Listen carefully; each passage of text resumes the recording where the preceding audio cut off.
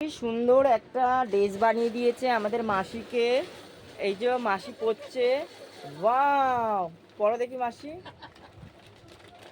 দেখো মাসি পরছে, সত্যি দারুণ। গণেশের হাতের কাজ, বৃষ্টির সময় যাতে না গায়ে বৃষ্টি পড়ে। এই নিনজা, এই নিনজা, গণেশ দেখ কি বানিয়ে দিয়েছে, দেখবি আয়, দেখ পরছে, দেখবি আয়, ওয়াও! বাহ, সত্যি সুন্দর। গণেশ দা, তোমার হাতের কাজ অসাধারণ।